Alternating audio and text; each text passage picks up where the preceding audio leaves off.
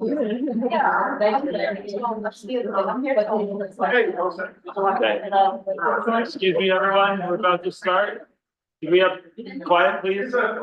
Good evening, everyone, and welcome to the May 18th meeting of the Village of New Paltz Planning Board. If you have your phone, we'll say it. Thanks. Appreciate it. Thank you. Tonight, apart from our usual administrative business, we have few application reviews, no public hearings, however. Begin with, I'd like to get any updates from our environmental policy board. Sure. We had a joint town and village environmental policy board last night. And I thought it went really well. The town environmental board is continuing to study the whole water situation, and they are trying to gather all the information from all the testing that's been done and figure out various solutions to mitigating the pollution on the Wallkill. And the chair, who's also, I can't remember, he's got some other title too at the town. He went to a seminar where they make artificial wetlands in the Wallkill. And it's one of the methods we could use to clean it up. And there were also reports from Climate Smart, and then also I reiterated my request for a rat-proof compost bin, which somehow got lost in the mix at the last meeting, and we still don't have it, but I'm hoping we'll get it soon. All right. And Mike, do we have any updates from the building? Yeah, two updates. We had a resignation on our board. Maureen Natrella, who had missed several meetings due to work commitments, has informed us that unfortunately her work schedule isn't going to allow her to continue with us. Tomorrow night's village board meeting, the village is considering accepting her resignation and moving Duncan from being the alternate member into her seat. So that will fill the board with 5 members. However, we'll have 2 alternate seats vacant. So if anybody's interested, if anybody knows of anybody interested, you can be a town member. We're allowed to have a certain percentage of town members. You don't have to just be in the village. So, secondly, Unicolab has added a new update that you may find very helpful. In the headers, there's now, it looks like a stack of books. It's called Design. If you hover over it, when you click on that, it singles out all the design plans for an application. And they're all just listed with a picture image as well as the name. And it also lists them by date. So when you're looking for site plans and landscape plans and things, it's a really nice way to find all your plans in one place. So I just want to make you all aware of it. If you have any questions about how to use it, let me know, and I can certainly walk you through it. Okay. That's all we have. Thank you. Were there any updates from the village board or Ulster County Planning Board? None that I'm- Planning Board. Okay. Thank you. And no minutes for us to approve this meeting? No, we're still struggling from the 3 weeks of no emails. It's in our Google Drive being down, so I'm hoping by next meeting I can get us caught up at least half of. I apologize, we're behind by about 3 meetings right now. So. Okay. Next up, we have our public comments. If anyone is here to make a general public comment, please sign up if you have not already. We'll be reading off the sign up sheet.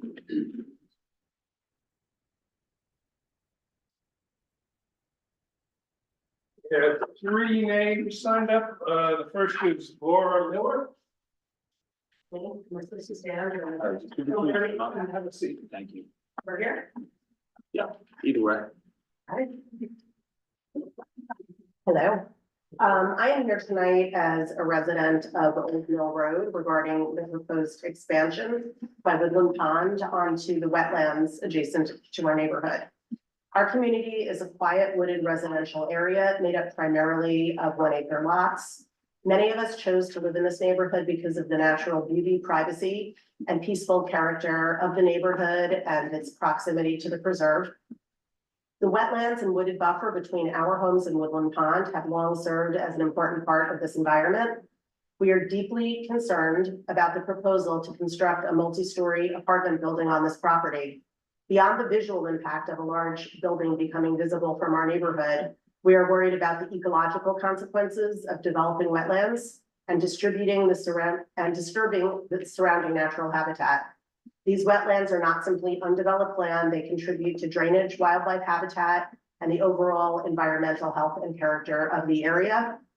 In addition, traffic has become a growing issue for our neighborhood. Woodland Pond employees frequently cut through our residential streets at unsafe speeds, and they use it as a shortcut, increasing traffic volume and reducing safety for our children and changing the residential feeling of the community. With further expansion and additional housing units, we fear this problem will worsen significantly, bringing safety concerns to the streets that were never designed to function as a throughway for institutional traffic. We respectfully ask the board to carefully consider the environmental impact of developing the wetlands, the visual impact of a multi-story structure on surrounding residential neighborhoods, the increased traffic burden and neighborhood cut-through traffic, and the long-term effect this project will have on the quality, character of life in our community.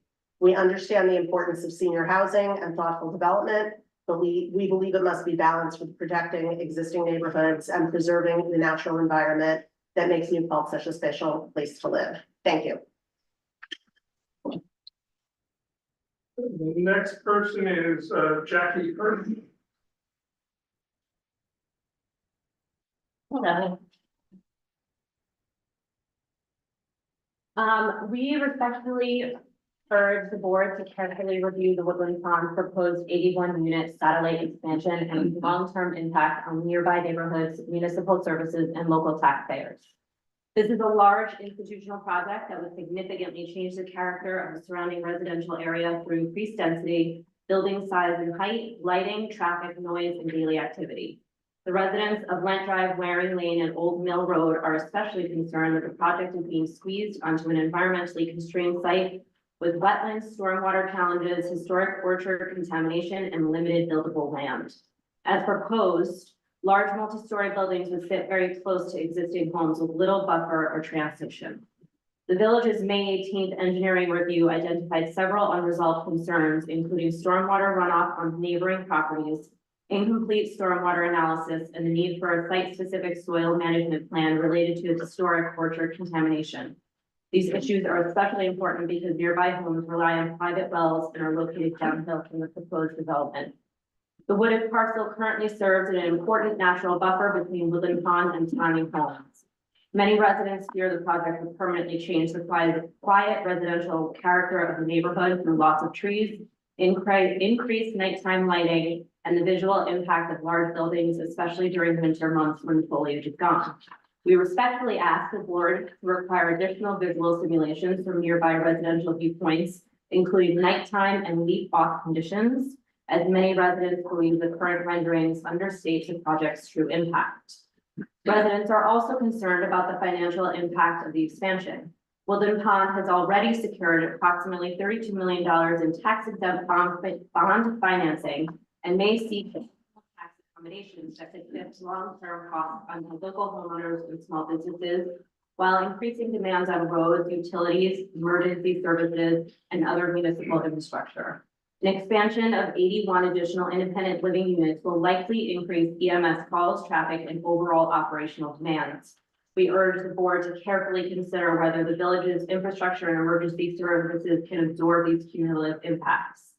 This decision will set an important precedent for the future development in the village of New Paltz, and we respectfully ask that the board to apply careful independent scrutiny and determine whether the scale and intensity of this proposal are truly compatible with the surrounding community and justified by a clear public benefit. Thank you for your time. You want us to admit that, or did you already? Okay, thank you. Thank you. The next person is Allison Logan. Lawyer. What? The last name Lawyer. Sorry. My Specky apologies. writing. Yeah.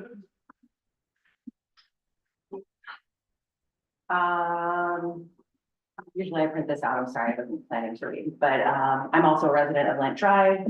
I'm obviously concerned about this development, that they're seeking to build an institutional scale expansion on an environmentally constrained parcel containing extensive wetlands and limited developable uplands. Rather than scaling the project to fit the site's natural limitations, the applicant is compressing a very large development footprint into the remaining upland areas immediately adjacent to neighboring homes. The proposed structures introduce institutional scale massing directly adjacent to a quiet wooded residential neighborhood with little meaningful transition in scale or intensity. The lot they are looking to build on is currently the buffer between our neighborhood and their existing campus. And that's where they're looking to build these huge buildings. So I would also urge the planning board to require additional visual simulations from surrounding residential viewpoints, including winter and nighttime conditions. I believe that the FEIS greatly understates the year-round visual impacts, nighttime lighting, loss of wooded screening, and the visual dominance of the proposed buildings when viewed from neighboring properties during leaf-off conditions. SECRA requires a serious evaluation of reasonable alternatives. Their FEIS appears heavily weighted towards justifying Woodland Pond's preferred development program rather than objectively evaluating environmentally superior alternatives. I hope the planning board will require further analysis of reduced density alternatives, lower building heights, increased setbacks from neighboring homes, preservation-focused site layouts, and alternatives that better maintain wooded buffers and neighborhood character. The applicant's desire for this scale of development does not establish that the site can environmentally support it. And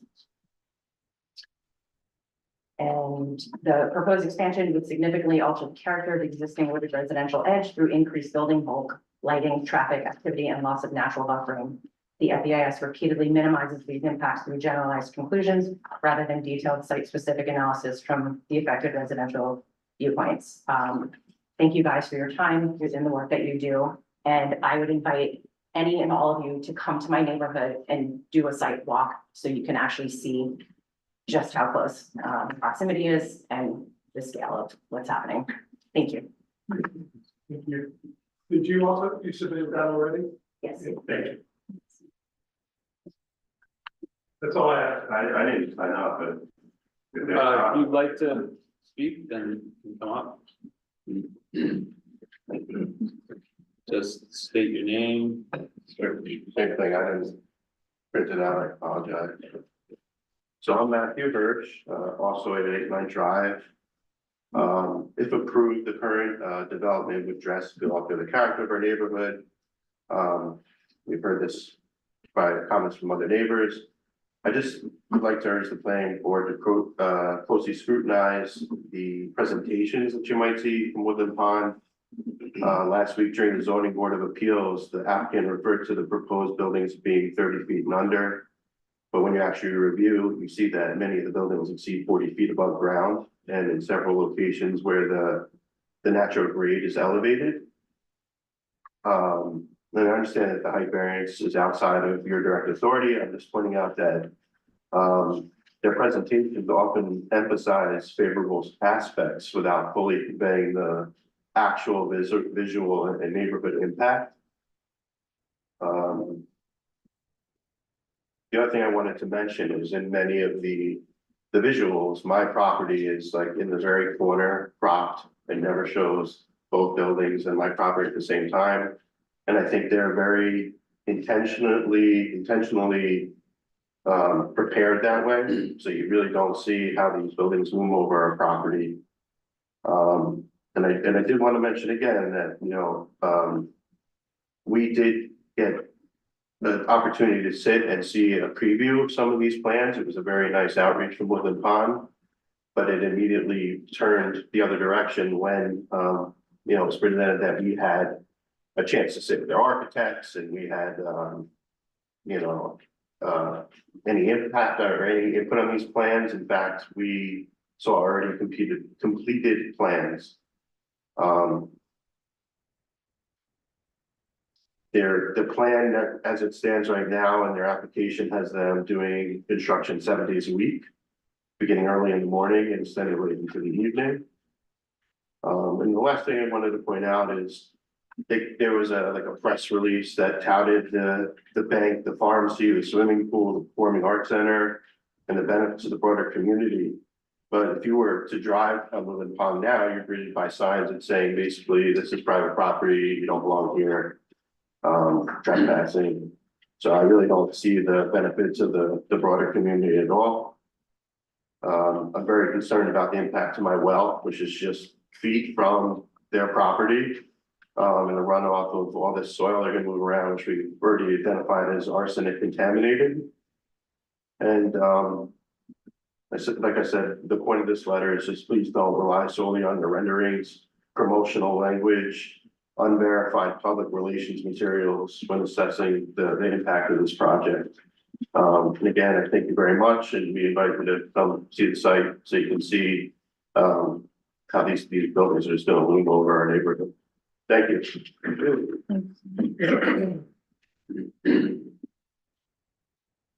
So is there anyone else here that would like to make a public comment tonight? Okay. In that case, we'll move on to our application review section. Our first application tonight, could we have PB 2605, 186, 194 Main Street?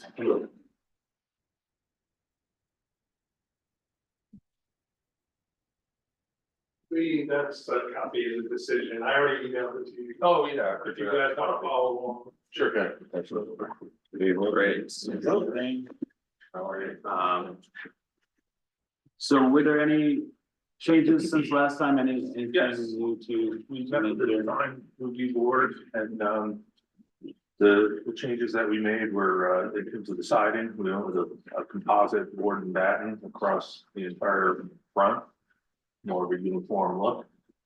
We also put the taller center columns to a square column instead of a tapered column. They seem to prefer that as well. And previously we had shortened the height of it, the steps, so that we had already done that, so. But really, that was it, in terms of the changes that they were looking for. Okay, And then, in terms of this resubmittal, we also included the lighting plan as was requested. excellent.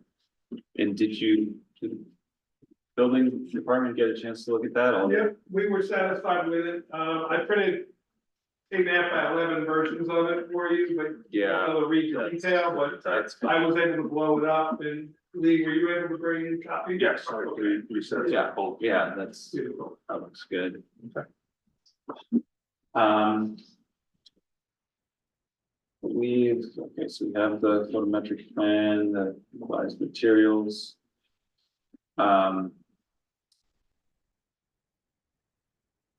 And you already received the recommendation from the Shade Tree Commission with some specific recommendations for tree planting. Are you gonna follow those? Yes, yeah. Awesome, you're gonna take out the parking spots, a couple of them. No, we weren't gonna do that because we had already, I know we had already discussed that here. We're already short of required parking by zoning as it stands now. So we prefer not to lose any parking spaces. But you have a couple of like diamond. Yeah, right. we added, more Right. diamond Yeah. in the parking lot itself, so this way we can incorporate some trees, but also not lose that parking. Just, sorry, it's okay, I'm gonna get parking minimums, but. Did you see they have some supplemental comments about like the gender of the trees? Yeah, that's fine. Okay, We'll- yeah. We'll incorporate all of that, certainly. Okay, and did you get a chance to review the resolution? Yeah. Okay, Yeah. and so there's only one specific condition, and that would be, okay, that's about the photometric plan. I mean, does this? I guess Yeah, we can that keep we it in, but, should, since we're gonna overrule the county planning board, there's a second resolution there that's for that, so we should probably do that first. oh, That's okay? sure, There's 2 resolutions in the packet. yeah. There's- Okay, I paraphrase what the board had already talked about 2 meetings ago, I guess it was, but feel free if you want to Okay. make any corrections to it.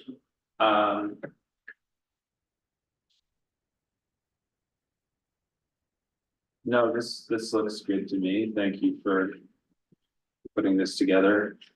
So I guess our first order of business then, could I get a motion to approve the resolution to override the CPB with fire modifications?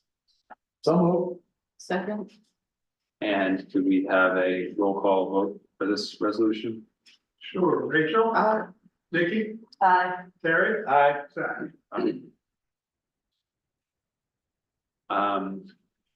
And then were there any other questions from the board before we, look at the resolution approval? Nope. Okay, can I get a motion to approve the amended site plan for 186, 194 Main Street? second, And could we have a roll call vote for, Sure, Rachel. Sorry. Nikki, Terry. Aye. Zach. So we will get that signed in too soon, all right, thank you very much. And if you could leave those. Yep. That's three sets, yeah, perfect.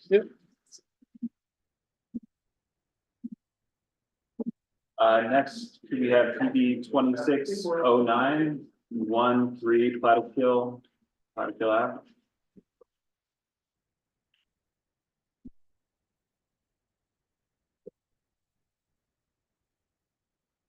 Hello, everybody. Hi. You introduce yourself and give us an overview of the application. Hi, I'm Danny. I'm representing NNC One LLC. It's a social equity license that was granted by the New York State of cannabis. So currently there's a smoke shop at that address where we'll take over the business and convert it into a legally state approved licensed marijuana shop dispensary. And so you're not proposing any changes to the building or No, outside or? There will be no changes. The only thing, I mean, I don't know if I need permit for that for painting. We might repaint inside and outside will change the sign. Dimensions, everything will stay the same and we'll just give it the new name. are you gonna be just adding the marijuana to all the other stuff they sell? No, there? it's gonna be a complete Okay, so no transfer. Yeah. gas station drugs. Oh, none of those stuff, nothing in that sort. It will just be strictly marijuana. That's better. And so this is not, you're not related to that business, you bought the business? We're taking over that business, yes. Okay, I see. So let's see here, and so you were already granted the license by New York State? Yes. For So any, it's, I believe Mike told me to bring that with me after. Yes. okay. I see, and so that is for this specific location, Yes. they already analyzed, you know, how close you are to the other. Everything has dispensaries. been checked out, yes. Okay, We wouldn't have not been granted even the provisional license if we didn't check all the boxes. So is that a provisional license or an actual license? This is a provisional license, meaning that we can start setting up and after that, once we're done, we meet all their code requirements, everything that's necessary. And they come to a final inspection, OCM, and then they grant us the license so we can start operating. okay. And I checked the distances, and it meets the current New York State code. Got it. Got it. What is the code say on that? So they've changed the wording. It used to say, and Lori, correct me if I'm wrong, it's 500 feet from churches and schools. And 200, it's 500 and 200, and without looking at the list, I apologize. Yes, Sure. 200 from another. But it's now on the same street is the language. So the synagogue is closer on that is over on, Yeah, it was a church. yeah, Yeah, it's closer than 500 feet, but because it's not on the same street, they changed the language of the law. They amended the law last August. So the middle school is on North Manheim then? Well, plus the middle school is far enough away that it doesn't trigger. yeah. In any case, yeah, the only one that would have triggered was the synagogue. And, but it's not, eligible because it's not on the same street. And they're far enough away from all the other dispensaries Oh, okay. that are currently operating. Do you have a list of those, their dispensaries? The only one that currently is operating is at the Old Stewart's. Okay. Well, And there's two in the town that are in progress. But we're more But than we're still being far enough away. still far enough away. Yes. And the one that was operating on Water Street no longer exists, so they are not in the yeah. mix anymore. Okay, so there are a couple things that you need, first of all, the signage plan, if you have a design and size for that, if you could just submit that to us so we can, have the building department check that it's gonna be, the right dimensions, the follow code, it can't be, backlit or anything or interior lit, yeah. This is staying as this, the dimensions were 30 by 37. All we're doing is it's basically like a paper that goes inside and we're just changing that. That's all right. Right. So we're not changing anything to that either. Okay. It's just a new name, that's great. Great, as long as it's not, internally lit, then that's Oh, yeah, good. no, And then do you have a sort of parking memo justifying like how many parking spaces this business will need and showing that there's adequate parking in the area? we were just initially going with the plan how it is from prior existing, because we're, so like the street parking the way it is. We didn't have any additional plans to it that will increase any traffic. Yeah, I guess that's what I wanted to ask the board, like in the past, we've really considered the traffic impacts of different dispensaries pretty carefully, so I think for this one, we'd also want to know like how many customers you're expecting and just to be really sure that it's not gonna impact the traffic at that busy intersection or like impact the parking too much. So Didn't a lot of those concerns kind of turn out not to materialize? Like they were worried, oh, when it opens, there's gonna be a big line and that never happened. well, a lot of them, there were at least two applications that we were looking at that never actually Never opened. actually opens, Um, right? And I do think the one on 32 has a lot of traffic, a lot of Does it? people going in and out when it's open, so. I mean, do you have any data about like? How many people you're expecting during business hours, like some financial? So from the average that I kind of, some of the knowledge that I have from other dispensaries, on an average, there are 20 to 45 customers a day, and those are very busy ones. From the experience that I have, so like some of the people that I speak to, they say on an average, they take about in a month, probably 30 new customers that are well established and been already, like, for example, one located in Newburgh, in Peekskill, Cortland. So average customer that's coming in is about, on a daily, is about 15 to 30 at most in a day. How many people currently go into the smoke shop as it is? Currently, from what I know, they're saying, they're giving about the same ballpark number. And there's a lot of, Okay, Zach, I just did the math for the square feet and it's, under the code, it's, 4 spaces is what's required, but the planning board that's a guideline, not mandated.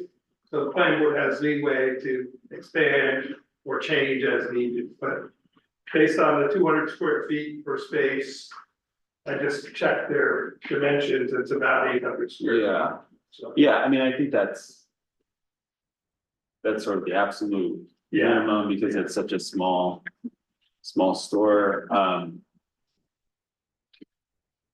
right, But I guess my question is. Do we think that, I mean, we cannot create new parking in front of this, right? There is no new parking to be had. When the smoke shop was in, if, you know, and I would appreciate a little more verification about traffic. But when the smoke shop was approved, was there a parking requirement? And if that parking requirement was within 3 to 5 spaces and we allocated those from existing street parking and municipal parking,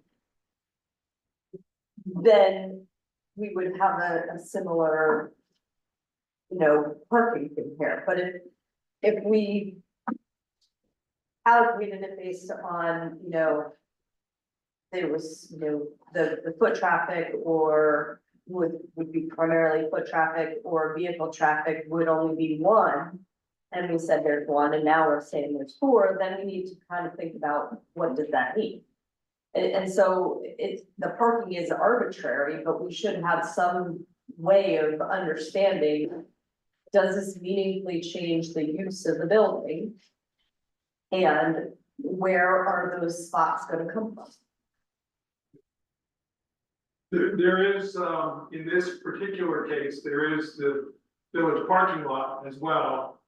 By Sideshow, that is in very close proximity. And- Right, municipal parking. Yeah. I just, my question is, Yeah, do we think there's going to be a constraint given the use? yeah, the decision, the previous decision is in Unicolab. To my understanding is it was approved with on-street parking. I wasn't here then, but that's what it looks like to me. Based on the information, the applicant saying, I would suggest that it's probably a similar number. yeah, I think it would just make this board feel better if you could. Just, you know, write us a little memo. Saying how many, you know, people a day you were expecting and just showing that it's not going to be significantly more than what's there right now with some, you know. With some sources that we can check out or. Another thing to include would be what your hours of operation are, because parking at certain Yeah. times of day. Is easier to find than at other times of day, so. Yeah, so I think that would help us resolve the parking and traffic issue. And, yeah, I mean, I don't see any other, Well, we have a currently operating retail cannabis facility here in the village. Do you see your business substantially different from that one?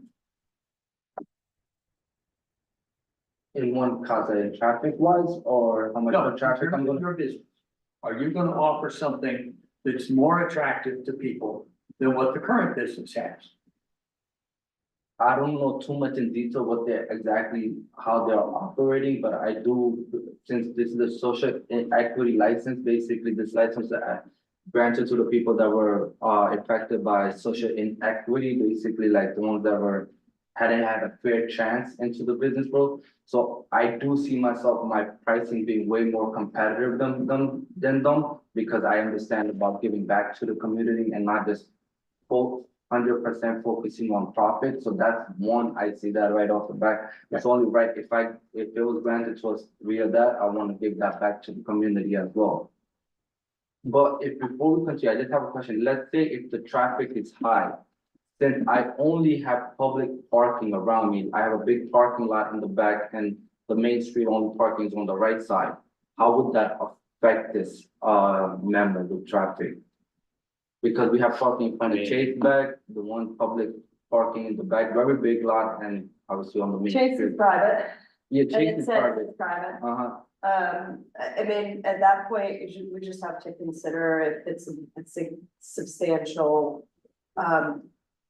traffic burden that can be accommodated. I mean, there are alternative parking aspects, right? There's also, if your clientele are not coming by vehicles and don't need parking, to consider, what population might be non-vehicular. But I think, Yeah, or you could adjust your operating hours or something. There are lots of, things. Okay, so you guys just want, written memo, the, how many customer are getting, and it will affect the traffic drastically, basically, if I'm getting that correct. Yeah, just some written description of exactly how many people you're expecting, and some data to back that up. Also include how many employees you would have, and are they gonna be driving and parking as well, or are they gonna be walking or other commuting, so. Cause we need to count that in the parking spaces as well. So. If that's all, there are a few steps we can take tonight. First, would be, can I get a motion to classify this application as type 2 under seeker? So. Second. All in favor? Aye. And the next, if you think that you can get those materials to us in the next week or so, we could set a public hearing for our next meeting. I should be, Move there. So, can I get a motion to set the public hearing for, June 4th? Second? No, June. it's a second, is it Tuesday? Second, this is. Okay, fine, second. June 2nd. So move. And second? Okay, all in favor? Aye. Zach, if, it's exempt from county review unless parking changes, so we could choose to send it to the county, err on the side of caution, and if they don't need to see it, they'll send it back. I mean, It's your. I don't think there's a way that we're gonna change the parking, Okay. so I don't. Then it's think exempt from necessary. county. Yeah, Yeah, as long as it's a change of use with no physical change, yeah, but if it's additional parking, they require. So got it. So I think that is all. I guess there were some code specific things like the landscaping standards. Lori, do you remember what it said for 212.13F? Yeah, I Um, can. Sorry about that. I can't even think of a. Yeah, there is What, no There's landscaping nothing. area. Yeah, Okay, it was just highlighted in Yeah. the memo and, yeah, sorry, I just threw it in, just in the B2, Yeah. but yeah, if that's not applicable, then that's fine. I'm not even sure there's Landscaping enough there would be room for dangerous. flower boxes of any kind. Yeah, because no, it takes it's away too high sidewalk. all right, yeah, that makes perfect sense. Okay. Yeah, so I think that's all, and we will see you next time for the If public you hearing. can get us just a drawing of what your sign's gonna look like. I have that. Oh, perfect. I'll take that and your license if you can need that. Is that gonna replace the puff don't pass? Yes, it's going to be called Hudson Charm. Okay, that's but we should email. perfect. We'll talk later this week. I gotta get you the stuff with the public hearing. Thank you. All right. Sorry. Thank you. Just get nervous.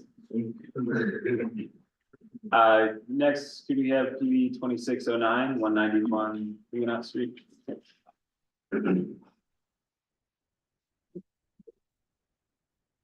Hello. Jeff Valinsky. There's a copy of the map. Oh, you got.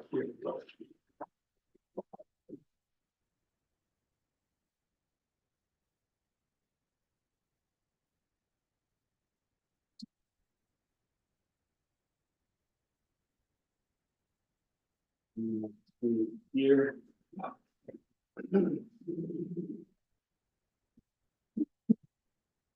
Right.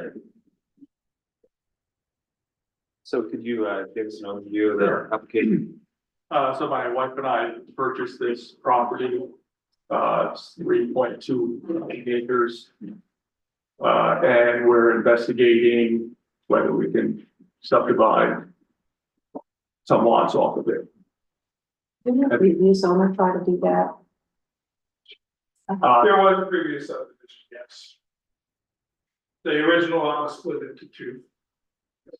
Yeah, the neighbor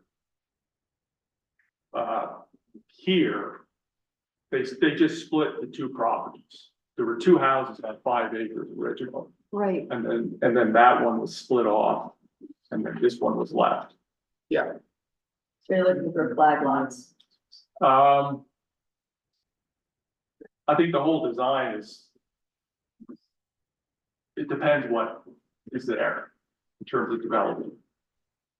I mean, I developed land in the past, like quite a while ago, and it's sort of. This is the initial drawing, but Okay, So I guess the question is, are you just asking, can it be done, or this is the way I wanna do it? this is, I wanted to start the process of investigating what can be done. This was, I drew this up as like sort of. Just from the basic code, the maximum that you could do.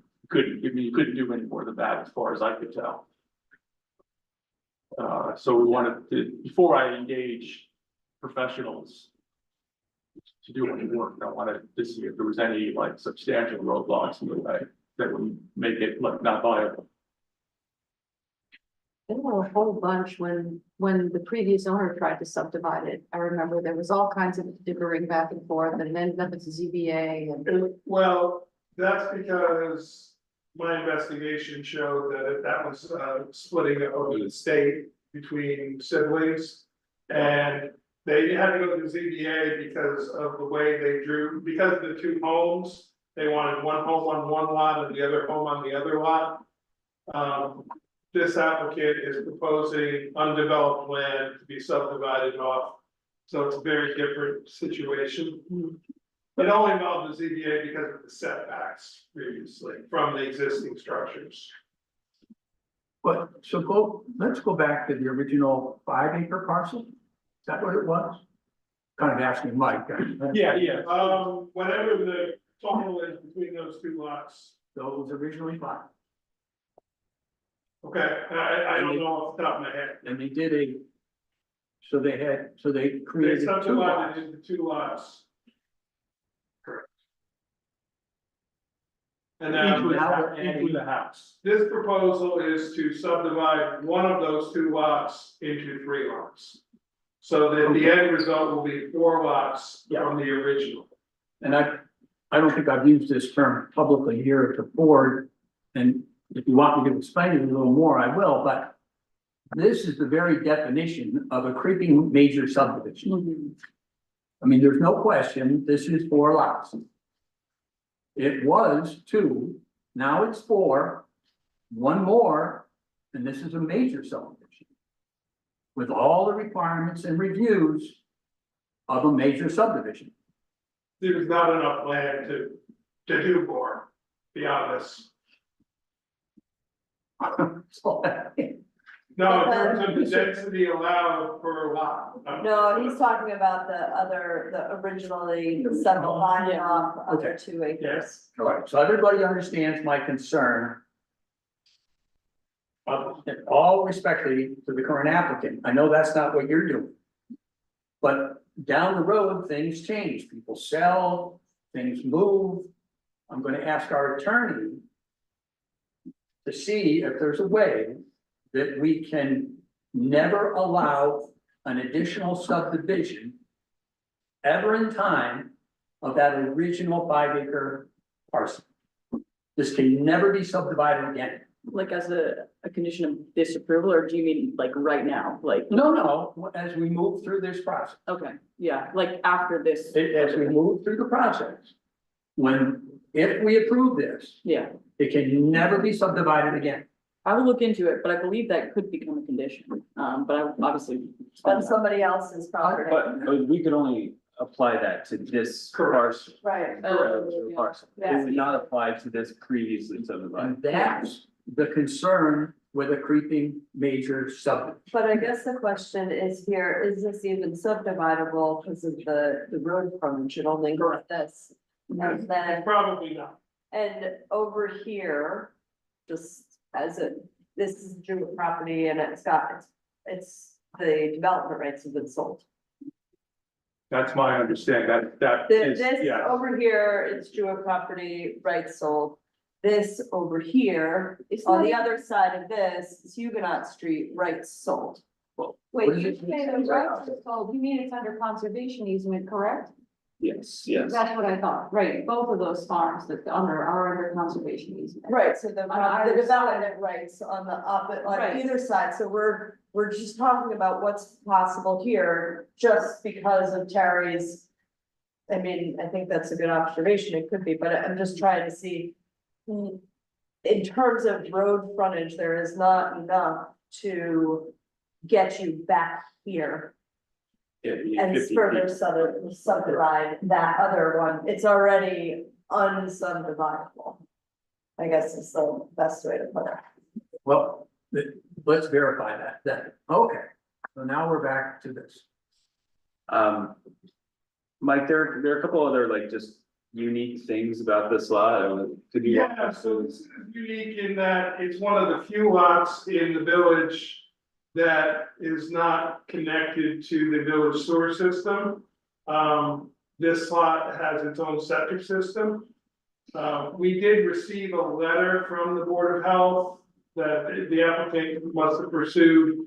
My apologies, I did not upload that as a municipal app, but I will.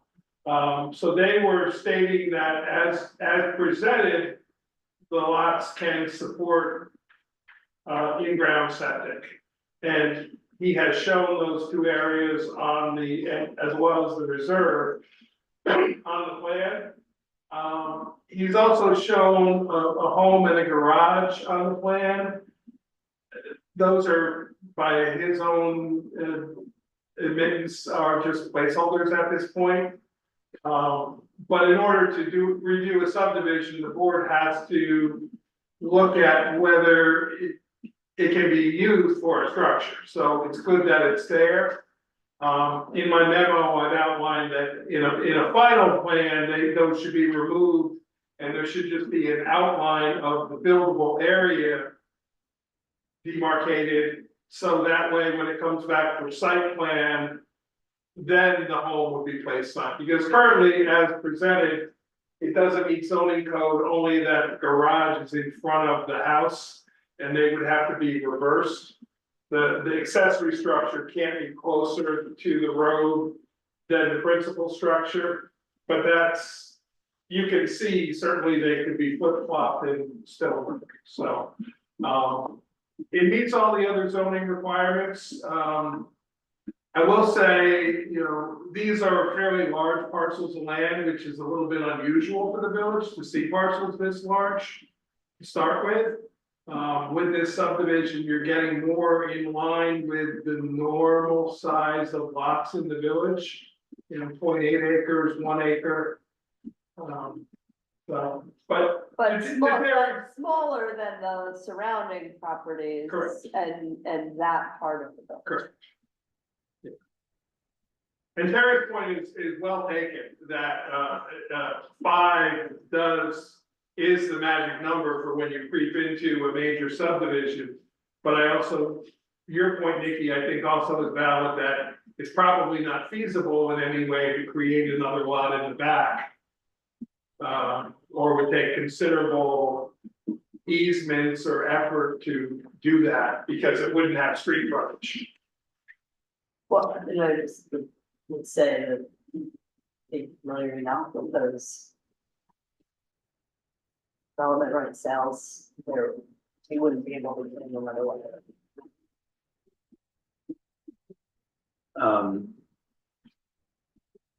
Okay, so what are the next steps here?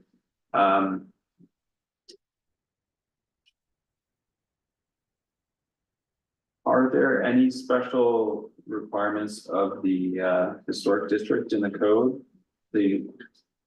See that with a couple highlighted. Yeah, my reading of the code, it does not, because it talks, the historic preservation statute talks about the visual aspects of structures.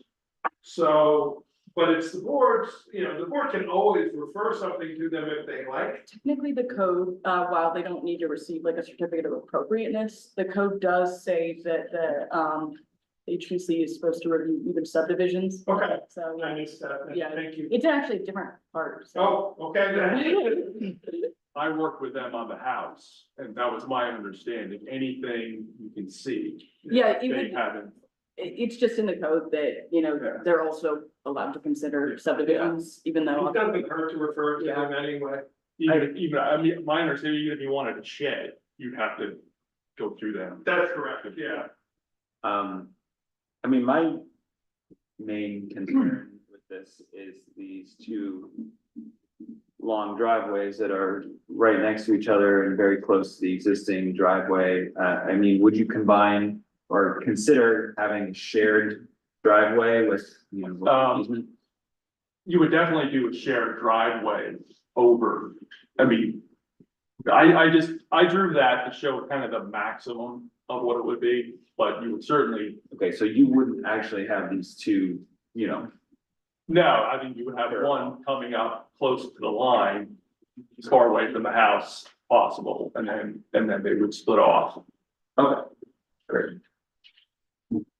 Yeah, that's not a site plan that I've done, it's just, Yeah, sure. just see if everything fits and or what doesn't fit. Is any part of that land wet? No, No. I checked, there's no wetlands, it's not in the floodplain.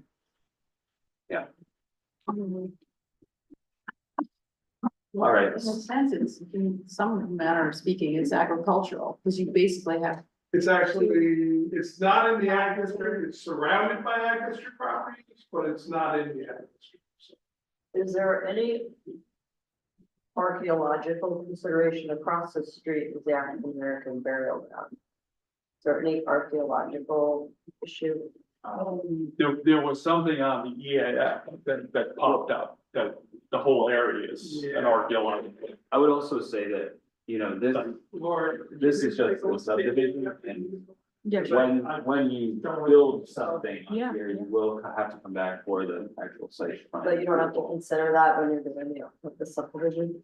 I wouldn't think so, but No, we actually should, if it exists, we should at least consider it. But I'm not sure if. He used the DEC mapper, and I'm not, Lori's checking right now if it flagged it or not. I don't remember that it did. I thought it said something about. I mean, it could have just been because of the house is on the list. well, while Lori looks into that, I think that we can start by classifying this as an unlisted action sheet there. So could I get a motion to classify this as unlisted? you don't think it's a type one? No. Doesn't There's nothing on. doesn't classify as a type one at all. There's no conditions that would trigger a type one. Yeah, and it looks like it's because it's probably substantially contiguous to the Native American burial ground, because it did get flagged for being, substantially contiguous. Is that on the state register of historic places or anything like that? There's a marker. That's because it's in the district. Oh, okay, I guess, yeah, maybe it's just because it's in the Yeah, district. it's in the historic district that is on the national register. Yeah, I'm not seeing anything else being called out on here. Other The than- archaeological question, was there any? No, let's see. I don't think, I mean, it does, it says yes, but it doesn't specify which. So, yeah. Well, if we're gonna send it to the HPC, they can comment back on any concerns they have. Sure. So your plan is basically to carve two more lots out of the property that you bought and build houses on both of those lots? Are you planning to build the houses yourself, or are you planning to sell the lots and then I let them build it, or? I would probably build whatever I could myself.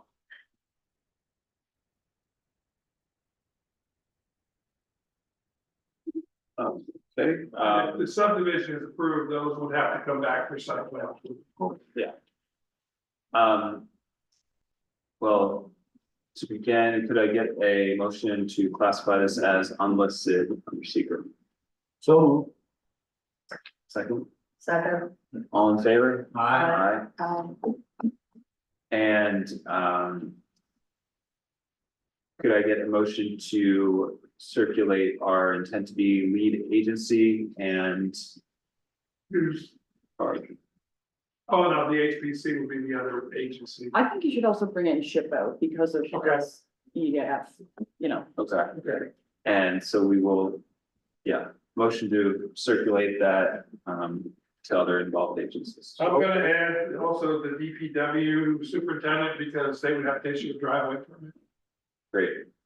so moves. Second, Second. all in favor? I, Um. And.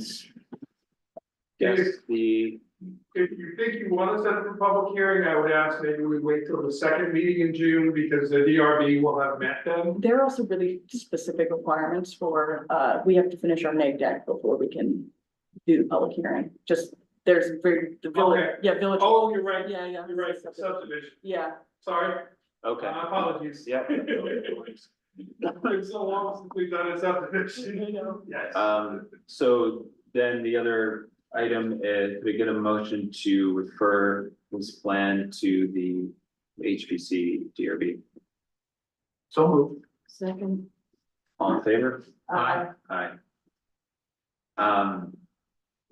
So I think that's all for tonight. If, I mean, I think we would like to see a code compliant plan that, showing how you could site the house in front of the garage. And then, I guess, Mike, were there any other changes that would need to be At the made? moment, that's all I saw, but if you're going to eventually propose a shared driveway, you should probably show it on this plan.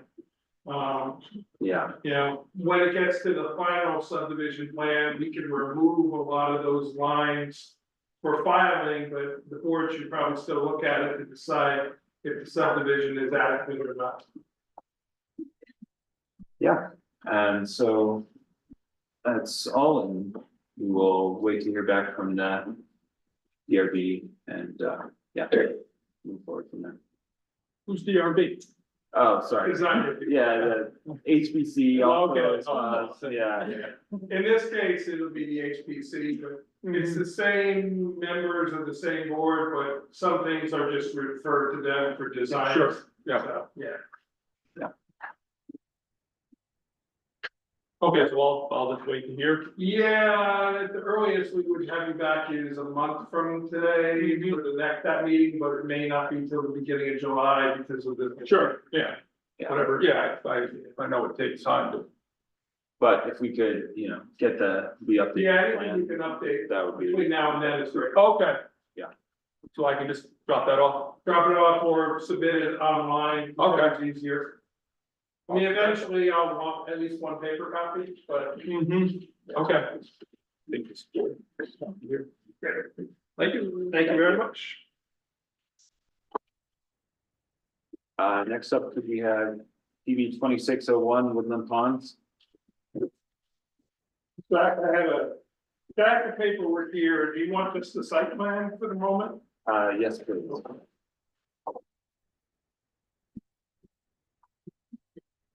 Good evening.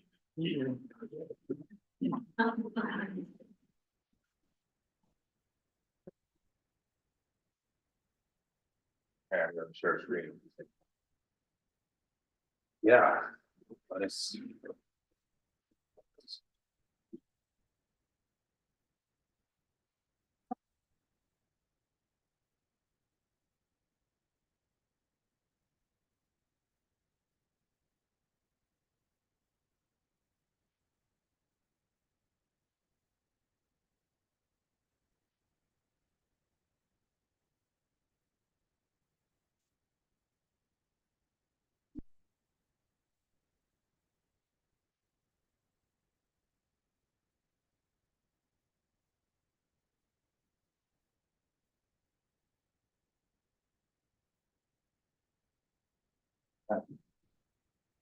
So could you give us a little overview of what's changed since you were in?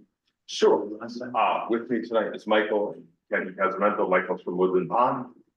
Turn over Michael to. Yeah, just quick. So I'm Michael Zeeler. I'm currently a member of the Woodland Pond Board of Directors and I was asked to sit in tonight since Dave Roberts, who we've met, is at one of his stage graduations. So, yeah, so we wanted to come back and introduce the revised site plan, the revisions that we'll go through and are based on conversations and feedback we had with the Village Zoning Board of Appeals, with you all, with town police and the village fire department, as well as many comments that we've heard from neighbors up to about 3 weeks ago, since the comments that they spoke about tonight and submitted earlier today, was the first time that we heard those.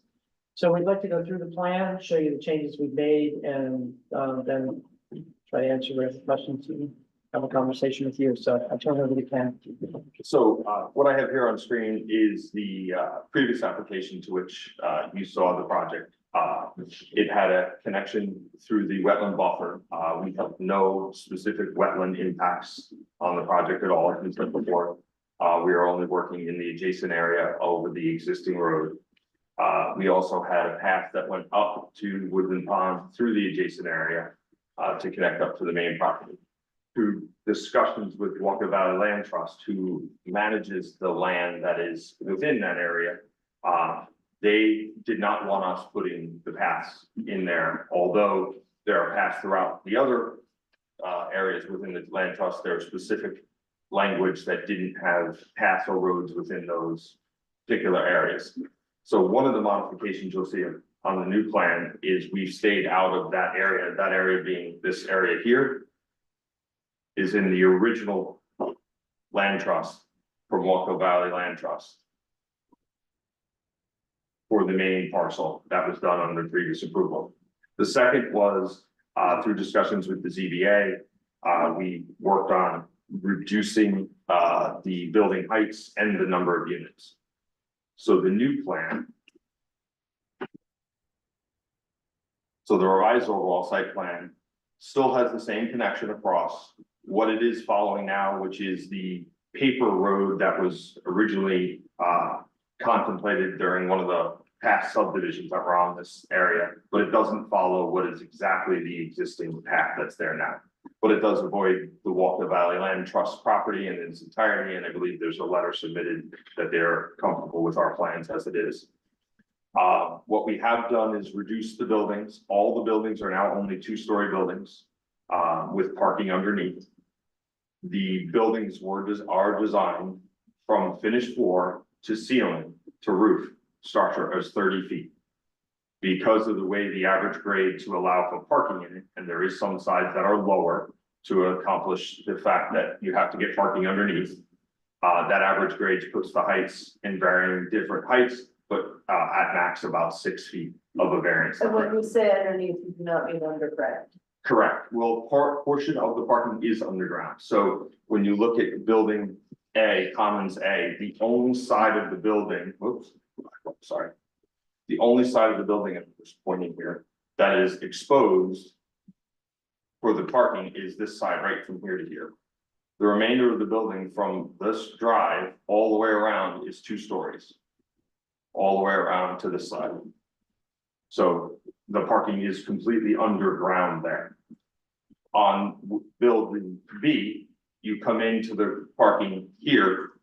This side of the building along the wetlands is all 2 stories here. And to the south facing the residences to the south is 2 stories. The only side that is exposed is between this side here, because it's at the lower level of the commons, which I can explain a little more on a different plan for you, is exposed garage on that side. But the majority of the one side of the building is all 2 stories.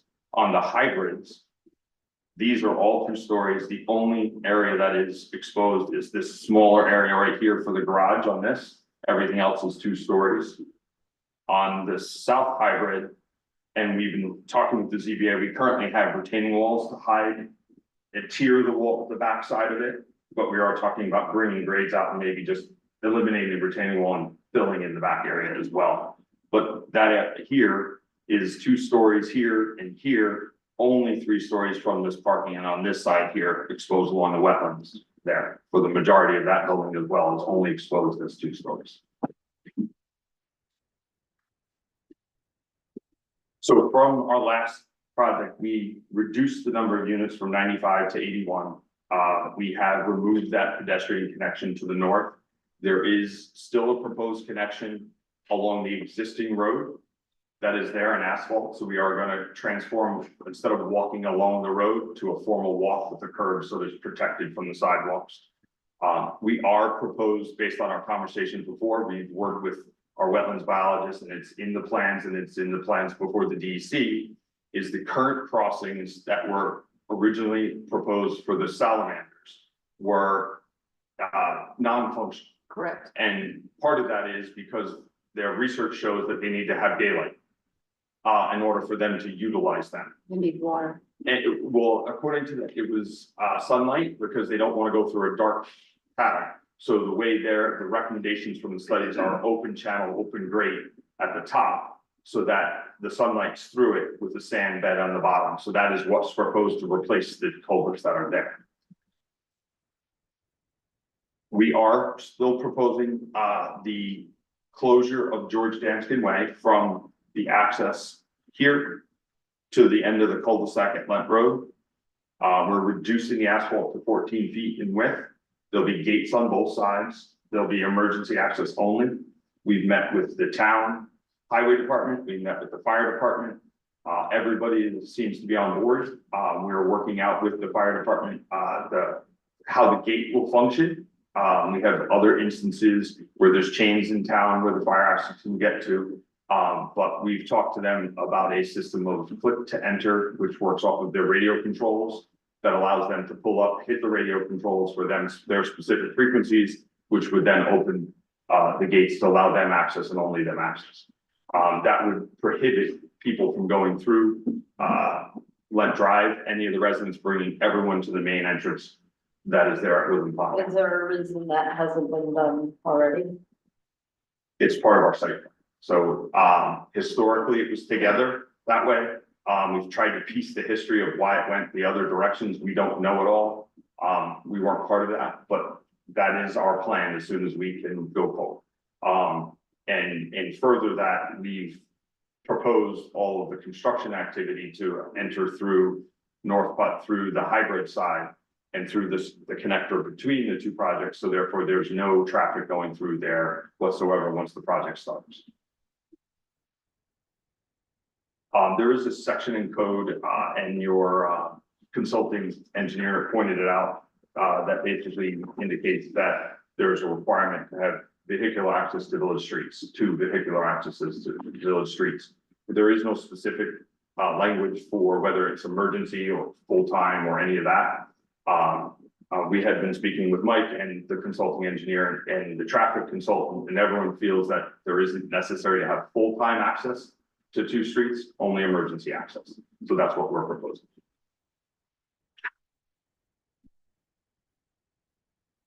So we do have a slight change in the parking underneath, because the 2 buildings, commons area A and B, with the change in height and units, we twisted the footprint slightly on the one side. The overall square footage drops because of the height stories, but it does slightly grow on the one wing on width left to right to allow for some additional units in that space in there. But it is still only 2 stories, but it does give us 69 underground parking spaces within the buildings, of which there's 6 exterior spaces outside. We did have 19 land bank parking spaces, but we did remove them as part of this project right now.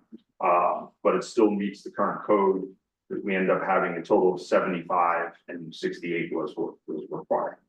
Those are for employees? Employees will be able to park within the building as well. Yes. Being that there's an expansion in length of the building in there, there's room for the employees to be able to park in the buildings as well. What's the employee load or volume of employees that these units have? Last we were talking with Woodland Pond and Michelle, it's between 5 and 8 employees in here because they're just standard apartments. There's a flux of use from existing employees that are on the main campus already. So they'll be back and forth, and if I go back, we do have proposed up in this, oops, I'm sorry, I'm looking at places, right in this area here, the shuttle and parking. So there'll be a lot of back and forth carts for staff as well as the residents to be moved back and forth between facilities if they wanted to have a ride, if they have a problem walking or.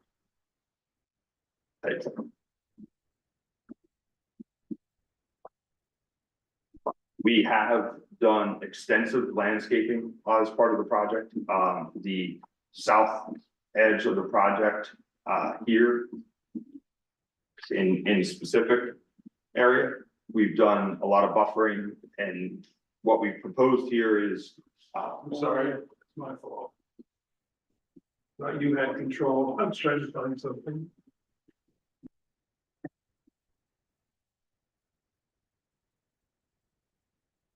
I think it's the right Yeah. one.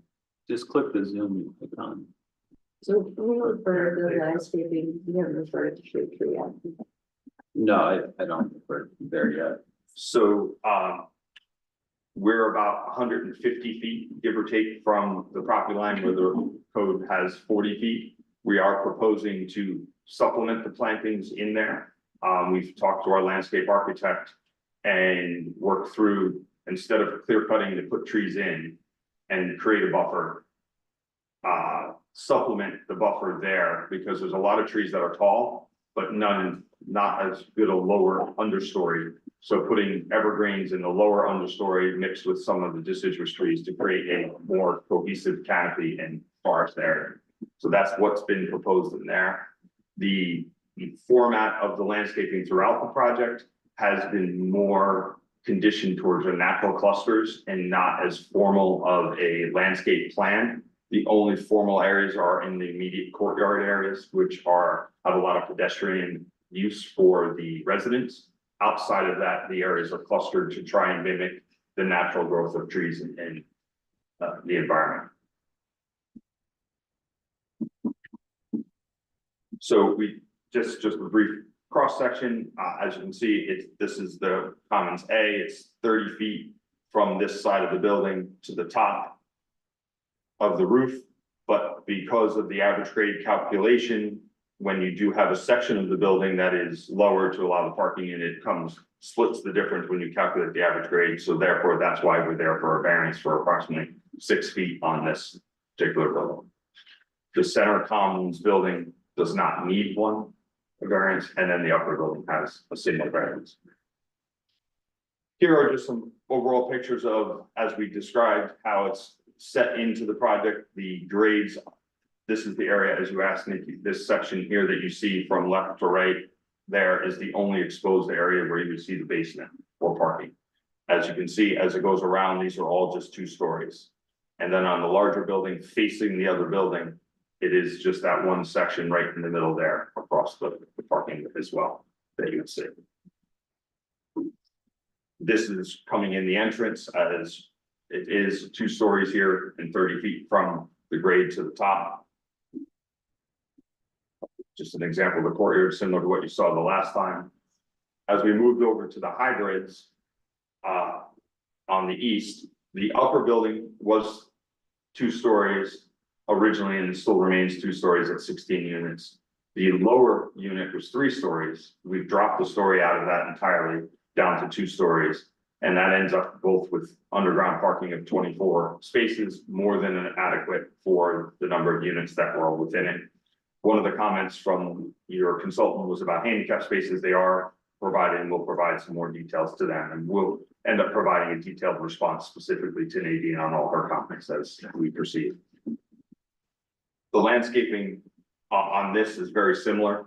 The area to the south of this hybrid home is the adjoining parcel. It butts the back of a large barn that's there. It's approximately 100 feet or so away.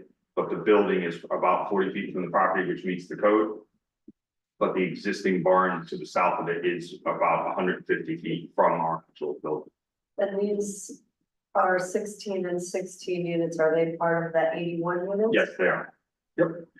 81 total. Why are they hybrid?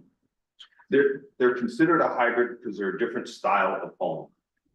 They're more, each one of them are independent rooms all the way around. Where the other building has the longer corridor type apartment units. There's less corridor. So when you come up, you have a door to your room, you have a door to your unit, you have a door to your unit. So it's a little more smaller scale apartment style homes.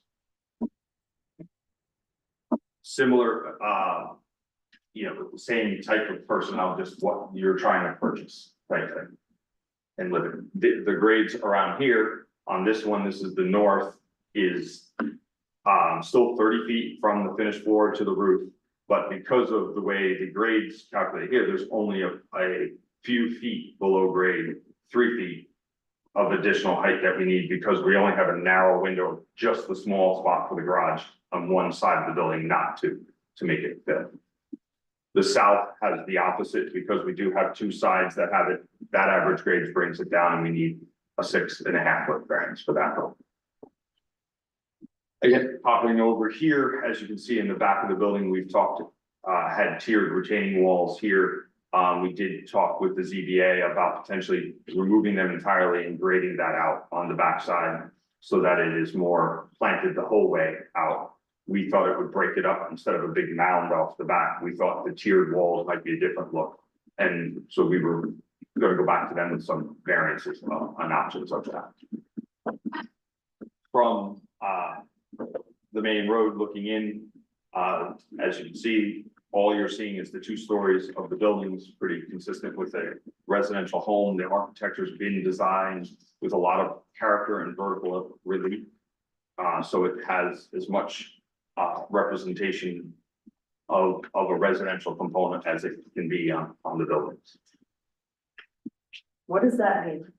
So instead of having just square boxes with no, as you can see, there's movement of the building out and movement of the building in. On a traditional home, you don't have just, unless you're in a raised ranch, it doesn't have the square box. There's articulation in the front of the buildings. I'm not an architect. I'm just understanding how we got here through the discussions that we've had. But they're trying to create that relief and the dormers to have it more of a residential. They don't want to make it look like an apartment or a dorm. Correct. Sorry. Correct. That is the simple way of putting that.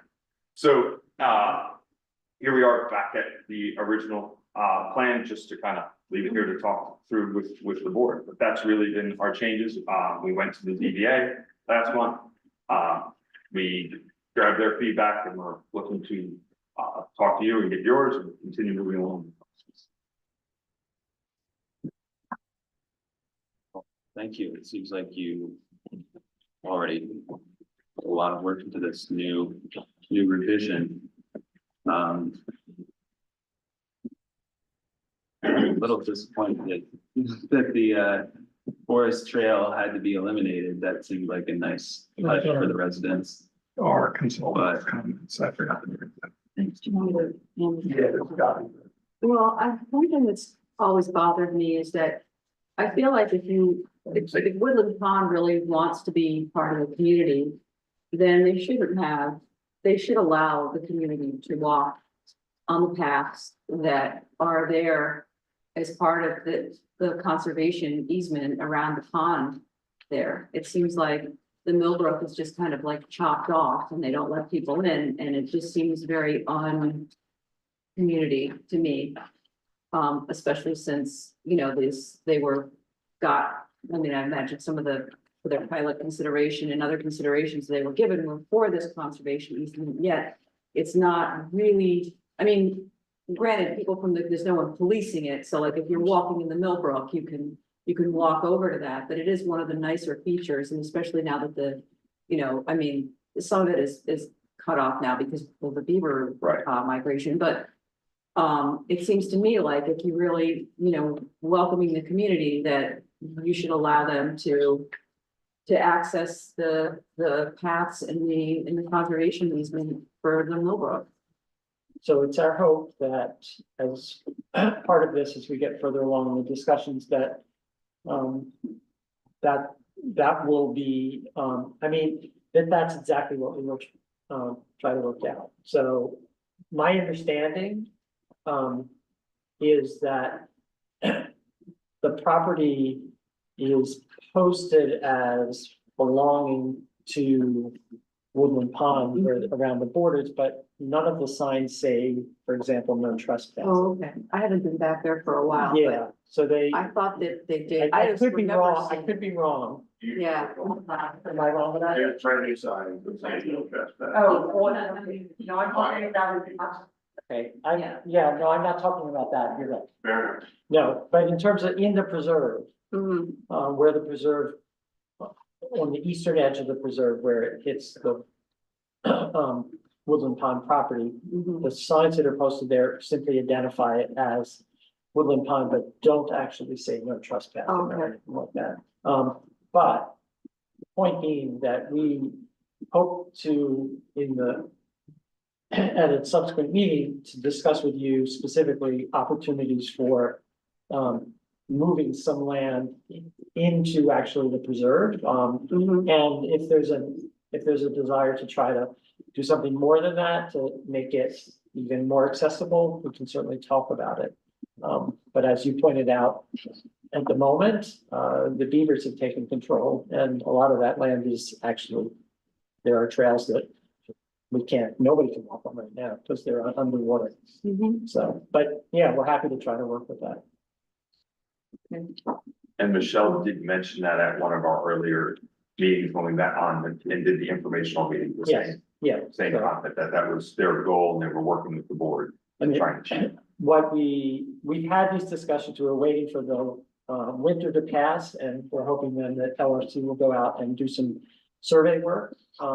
And then we can identify, and then we'll work with the Millbrook Preserve to try to identify places that would be desirable for them to include. As, you know, that we could then extend trails into formal, so. Let's see how that goes. Okay. Great, thank you. Sure. I have sort of a random question about, so have you, what sort of testing have you done so far in terms of the, contamination from the previous occupation by the orchards? Sure, Um, it's included in one of the submissions, maybe not this past one, but the original one. Original one, and is it random or was it done with any sort of specificity in terms Hundred of like? percent, there was 100% specificity across the whole property. Okay. And it was narrowed down to newer areas, within that. So we narrowed down the areas that are contaminated. We have identified depths of contamination, whether these areas are 0 to only 12 inches, these are 0 to 6 inches and of material. And we are working with PBE Shuffler, the environmental firm, to, now that we have a revised plan, to create the monitoring plan and construction plan for how that would be mitigated and reallocated on site during construction to prevent any of the off-site. Okay, so one thing I was thinking about with that was that, if the residents are concerned about their wells being contaminated, wouldn't it be good to get like a baseline testing of the wells before the construction so that you would be able to prove whether or not it affected their wells? So the contaminants that are there, based on my understanding from the environmental reports and the consultants that have done them, they are not, and I'm gonna, could use the wrong word, they don't transport with water. They're stuck in the soils. There's no impacts. They've been there for, I mean, we all see the size of the trees in some of the areas. It's been they've been there for the whole time. They don't move. They're inert in that regard. They're only impacted when if you pick it up and put it in your hand and get it in your hands, you then ingest it in that way. It's not something that if you pour water like a petroleum product, where you pour water through it and now all of a sudden you've contaminated all the water. So that's the type of materials that we understand are here. So they're not water soluble and move in water. So there's been no thought from the consultants that they would have packed any wells because they've been here for the whole time and they're not moving through soils. There, you can see where they stopped and they're at the depth, in different depths. They don't go past it. We've done the horizontal drilling throughout. Mike, do we have an opinion from our engineer to corroborate that? statement? I haven't heard back yet from our environmental engineer, so the report we have is strictly on engineering and traffic study, but I will specifically ask that question. Who's the environmental, if you know? So capital? Yes. Okay. capital, thank you. All right. I just want to add, I can't speak for everybody, but just to answer Richard's point, we'll certainly discuss this idea of getting a baseline reading on wells. I don't know if neighbors have, presumably, you know, when wells were installed, they were tested and when that subdivision went in. But if that seems like a prudent thing to do, we can certainly talk Well, about it's just doing kind that. of a precaution. Yeah, of course, Because, but then we'll know. you'll know exactly what's already there. Yeah, I don't know, it says here, Google's telling me that arsenic is water soluble, but I'm not. yeah, no, we'll talk about this further, and if it makes sense to do pre and post testing. We can make a note to ask our environmental consultant to review that part of the report. And we can have our environmental consultant come in too to talk. Okay. You know what I mean? Yeah. He's more than happy. He's local. He's been doing this for a long time in the area, so he's more than happy to come in and talk to the board and Okay. explain. Okay. Yeah, absolutely. I know that we're looking only at the site. But it is really challenging to assess. When you can't even see the other parts. On, you can't see the residences. Just for context and understanding. It's not an isolated piece, so if you could. Show us how it fits in. I'm struggling to figure out, I think. That the. Woodland Pond itself is over here, Correct. but I'm not really quite sure. Let's show you on let's put this back up. Right, but like seeing the construction, not just the whole site, but seeing the construction. We where could do an overall site plan and Yeah. showing the entire complex. So here's an aerial view for you to that. So we can add to that. So we can show you the proposed with that and with, you can see some of the neighboring properties and we can make sure that the neighbors that are, that are here, that are talking about this. Oh, It's weird, because Yes. it looks, when you walk by there, it kind of looks like it's going uphill. From, like, if you walk on Danskin Way, doesn't it kind of look It like? absolutely does go uphill uphill, towards correct. From Danston Way up, yes. Yeah. Yeah, so this kind of, I guess you're gonna be cut and fill, or you're gonna level it off, or So the like this. buildings are tiered into the slope. Into the slope. So that there's stepping up the hill. Mhm. So when you get to the upper part of the hill, it's only 2 stories when you look to the east. Oh, okay, all right, that's a good. one. Yeah, we're using the natural grades to facilitate the buildings.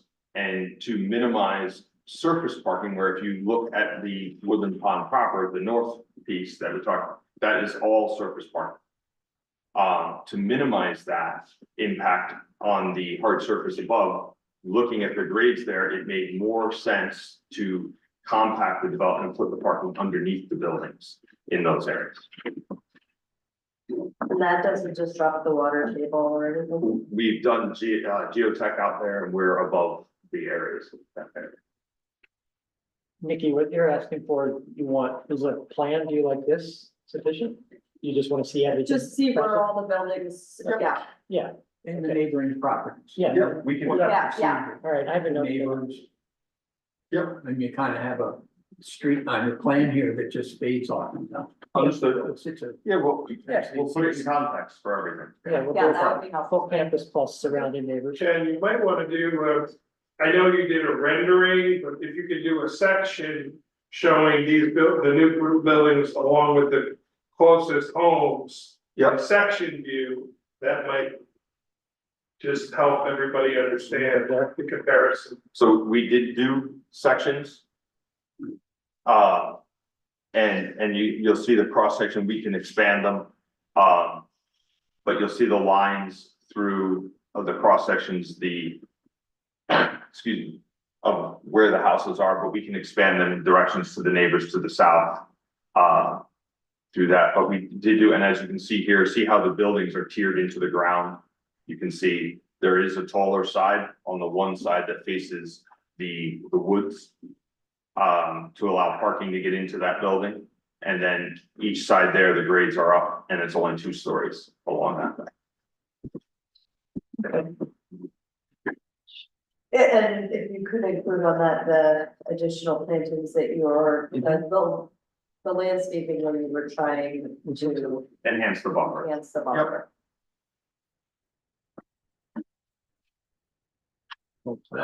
In your conversations with the fire company, did they indicate that they were gonna need any additional equipment and specialized equipment to handle a garage fire?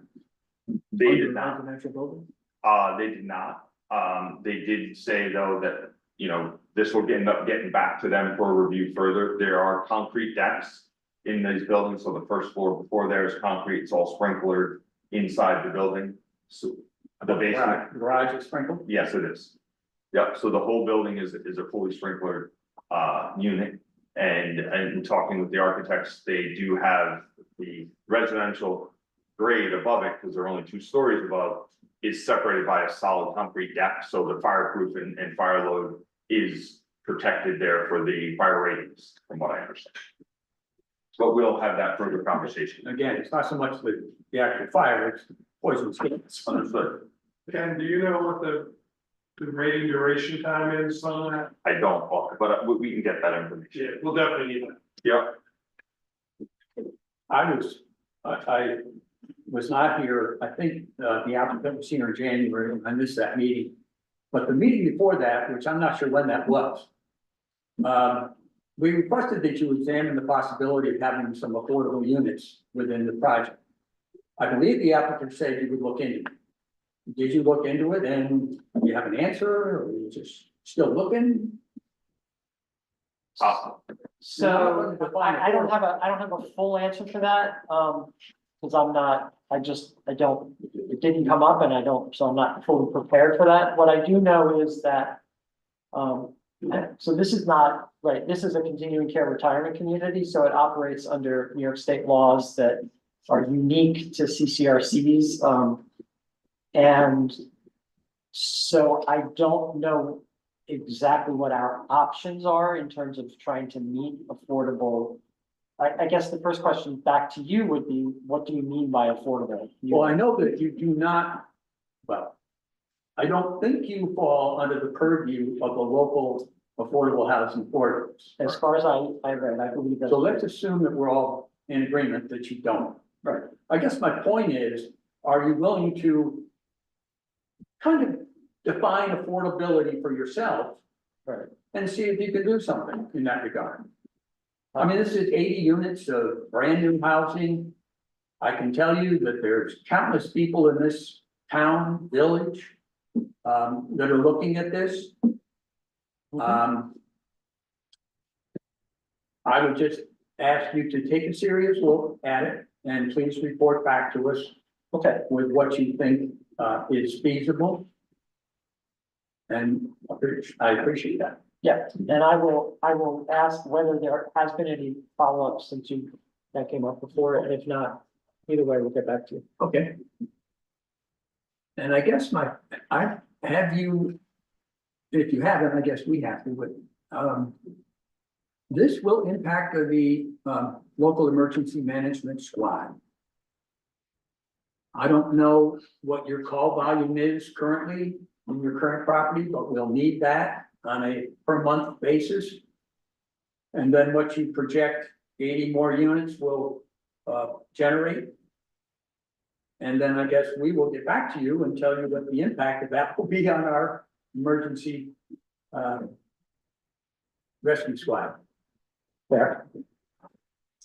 But I bet it's substantial. So I have a question that goes to that. I know that part of the CCRC model is to be able to go through different phases, right? So if your living conditions are not such that you can continue in an apartment, there will be more supervised or supported healthcare and nursing home and all that. And my understanding is that Woodland Pond is currently at capacity. Obviously, you're always shifting. But what does the impact of these additional units do on those other healthcare options in the lifespan or the spectrum of what you're providing? Does will there be capacity to accommodate the additional need for nursing home and supported living? So So, no, you should take that, because I don't know the numbers, but I don't have the specific numbers either. But in the original, smaller expansion that we did that we're currently under construction, there was a healthcare component that was a small number of bedrooms that were added, that were proposed to be added to that. One of the care systems down the memory care and that side of it. From what I understand, based on the numbers, we get a formal response for you, is that everything is in place. Where the capacity issues are in these independent living type units are the crux of what they don't have. There's people living longer, so that the next phase of life and care, there are open beds in those areas, but they're reserved for the ones moving through the system rather than taking someone new into them. But we'll get a formal. I'm not sure that answers your question. So No. do we have enough room in so the current campus has a whole healthcare wing that provides what you're calling what we call assisted living. There's also a memory care unit, and then there's skilled nursing for people who need more than assisted living. And your question is, do we currently have sufficient capacity to accept another 81 independent living units? The answer is probably not. A lot of this is dictated by New York State. So I don't have the specific numbers for you and what that means, but I will get back to you about that, but We'll get you. but we're not. But Woodland Pond knows that we need to, in order to be able to do this, we need to make sure that our healthcare, that the health center is capable of handling the increase in independent living, because it's a model where people can Progress. move through and, get the healthcare generally. So I'll get back to you with that. I'm kind of curious about the screening criteria, but I guess it's relevant and not totally. Yeah, let's We should move on. focus on the next steps here. I mean, how does it work if we already circulated our intent to be lead agency? Do we need to do that again? No, we don't, no. Time has passed, Yeah. and you only heard back from two. Okay. I see what you're saying though, because it's changed, but So, no. so I we don't can think so. just declare ourselves. To as- declare yourself lead agency, I will circulate all these documents electronically to those agencies to see if they have any additional Oh, comments. good, thank you. But we heard back from the ZBA and we heard back from the Ulster County IDA. That they did not want to be lead agency, and the other ones we circulated to did not respond. Yeah, as long as Mike So shared. 30 days have passed. Great. Yeah, right. So, if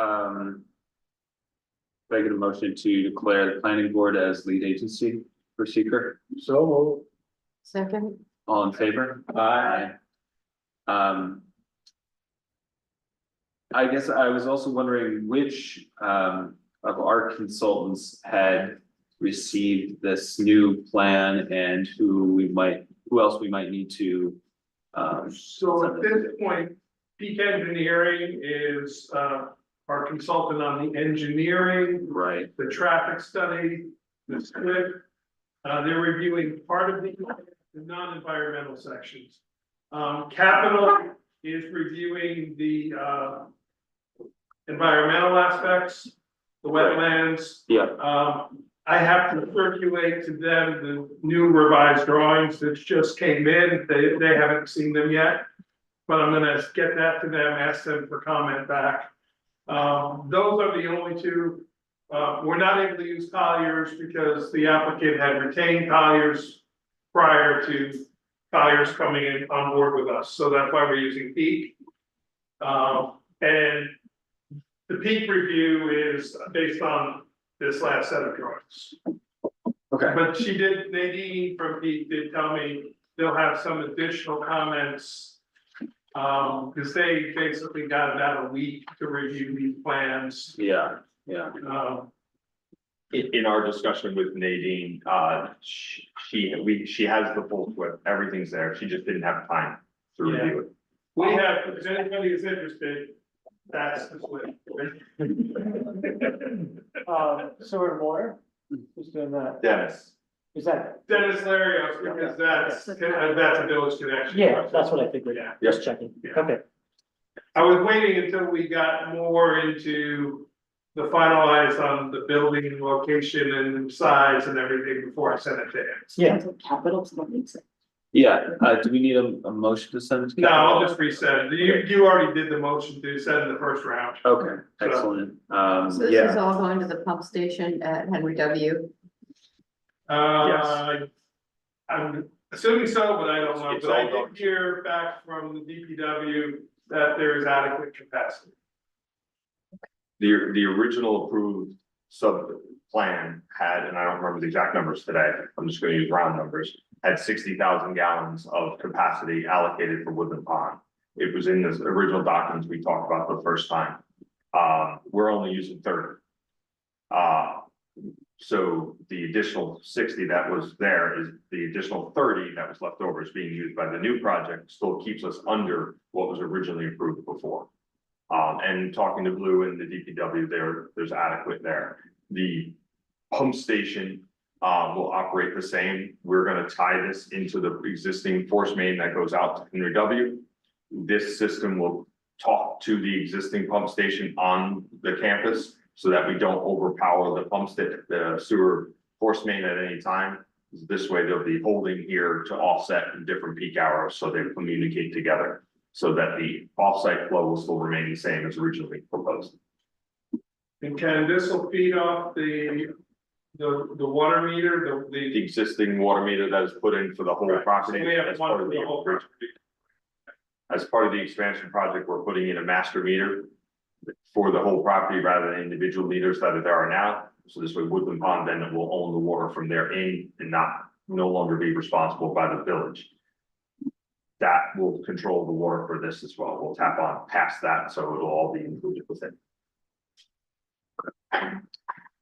let's see. And that is all in the plans now. I wish they could get a filter for that pump station. Some kind of air filter. Because it stinks. Okay. Yeah, might be a department now. I think it should be, I mean, it's been like that for so many years, Yeah, and it's send so it- noticeable, like, Send something in blue, DPW. I don't know how people live right next to it, honestly.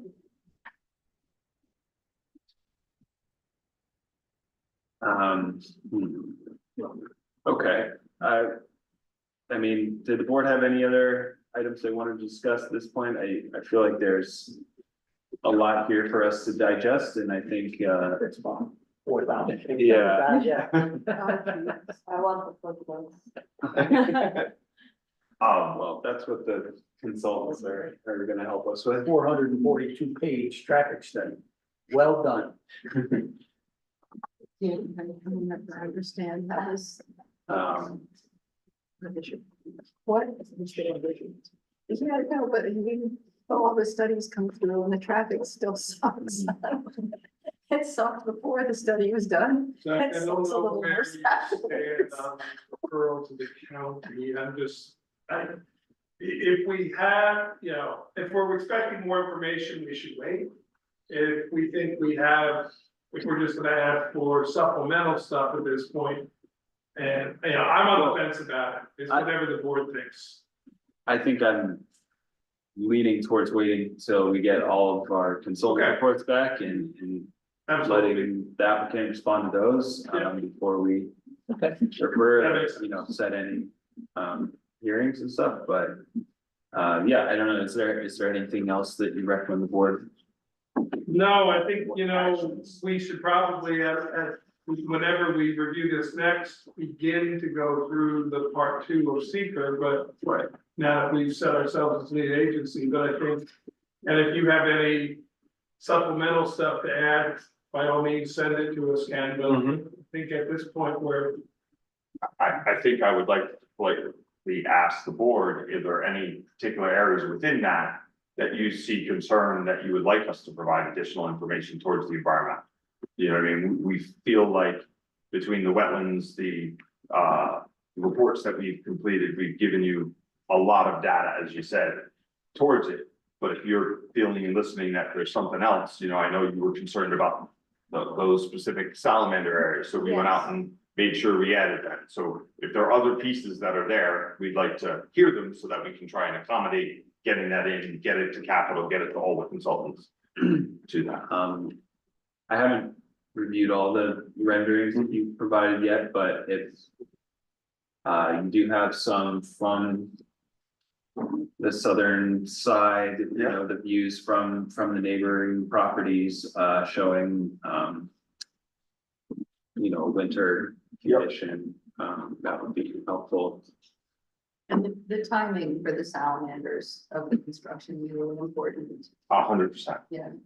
And that's all in front of the DEC as well for timing of their permits and approvals. And because it's not. One of the benefits of that is it's not required to be done in order for the road to go in or anything like that. Right. So we can work around those time periods. You know, for that, it would make 0 sense to try and do it in the middle of that time Right. for us, for all different reasons. But we'll work with that, of course. Ken, with the DEC. Wetlands being overturned by the courts.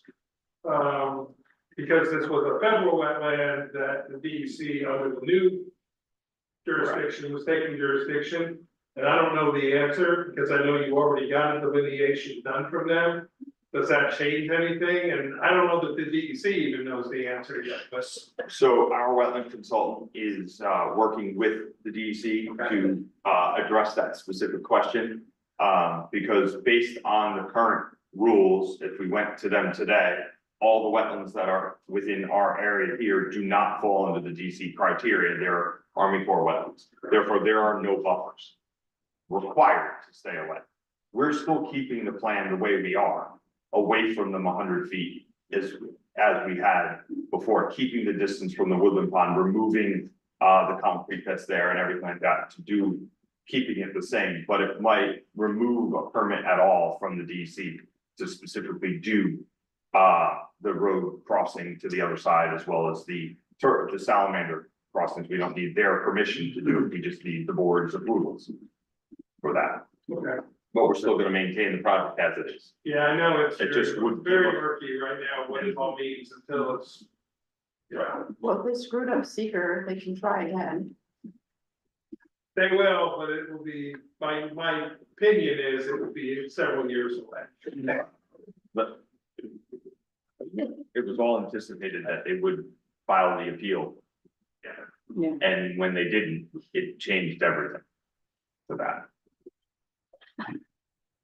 But So you, just so I wanna make sure, before we say goodnight, that we go through the stuff you've asked for, so I'll make sure that we can be ready for you. But also, is everything that you all have requested, things that you would want before you would send it to county?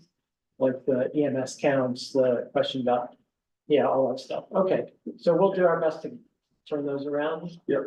As quickly as we can. Yeah, I mean, I think the main thing blocking me from sending it was just our consultant who reports the I guess the EMS data is important, I think. Some of the other stuff, not. You're not having the wetlands reports back, I mean, environmental reports back from our consultant probably Yeah. is not, So do you have any sense of when we'll get? They haven't seen these new drawings, Okay. so I'll be getting to them tomorrow, and then we'll see where they, I'll get a time frame from. Okay, And we'll communicate through that. that's good, And when They saw the first round, right, but I had told them Yep. when you said you were going back to the drawing board, I said, stop looking at it. Yep. And we'll let you know when it's ready to be looked at again. Okay. And with our response, as we do it, our office will provide individual responses to every one of these comments as well as capital, whoever comes, so you can clearly see how we're addressing all of them. So, great. That's all it's been. so I will, whenever you all are ready to talk about the parkland issue, we can discuss specifically the Millbrook Preserve, because we definitely want to do that, and we'll have you guys go out and survey, so, the soil contamination, is really just a question of setting up a schedule to do pre and post testing, and so, as well, I mean, there's no doubt that there will be detailed plans about how we're gonna Correct. mitigate the site and manage Yeah. disturbance of any, so that'll all be part of the plans that in the discussions. And we've done, with the specific consultant, another project in the area. So I'm fairly familiar with that as it goes through construction. There's air monitoring that's required during the whole entire process. And depending on the way the wind's blowing, they shut down construction. You know what I mean? So it's all closely monitored, it's all detailed, and it'll be in the report, to the board as part of the approved plans and documents for construction. Anyway, we will make sure that these guys prepare you the additional plans you requested, the full campus plans in neighborhood, and I will get you answers to the questions about whether and how we can set in, if it's possible, define what we mean by affordable units and talk about what mechanism might be. The EMS call volumes will certainly get you that in projections. Michael, when you're getting those, if you could also potentially get, fire and police calls, which I know are gonna be significantly less. Significantly less, but yes, of course. But that would certainly help to get actual numbers. Absolutely. I will get back to you about the health center capacity, and I think that's everything I heard. And then the garage rating. Right. For fire. Okay, Sure, yeah, and additional renderings if they're not in the set. Yep, we'll make sure we have those, especially in winter conditions. all right, so we'll send you this stuff as expeditiously as we can, and then we would like to stay on your agenda whenever it seems appropriate to have us on, so we'll be in regular touch. Great, our intent would be to try to push everything to June 2nd as your next submission, so that we can be on the second meeting in June. So we can push So forward, June 16th. yeah, so that if we can make sure we have work with capital to get whatever they have and get back to you guys. I think that's reasonable. Zach, does the board feel you have enough that I should send to the fire chief at this point? Yeah. Okay. I'm comfortable. I waited until, because I knew the buildings were getting shorter, so Yeah, I waited, but I'll send it to him now. yeah, let's send it to them as well. Right, So, can I just address the neighbors for a moment? sure, yeah, if you Okay. have some Just specific. real quick, I just wanted to say, I appreciate everything. I've talked to some of you individually. I just wanted to let you know that all of the comments made tonight and the letters that you submitted today, I read all the letters you wrote. That I saw them today and I've read them and I've made some notes, and in all, whatever you may think, in all seriousness, we will carefully consider all of your comments and really do everything we can to try to make sure that this project works to address as much as possible your concerns while still meeting within 5 needs. And I personally am happy to talk with any of you. Anytime with you. Since you're addressing us, I would like to address you back and said at the beginning of the meeting that some of these concerns will be raised with the first that you were hearing of it. You said at the very beginning, this is the first I've heard of some of these issues. I'm happy to talk offline with you about that. I'm not, And then they quoted me. I think you may be, but I'm happy to have that discussion. I don't want to hold up the planning, but Thank you. yeah, I'll probably in a second. Yeah, Lori, did you have anything else? All right, in that case, we'll hopefully see you in second meeting in June and, thanks. Thanks very much. This was really helpful. Thank you, everyone. All right, we get a motion to adjourn.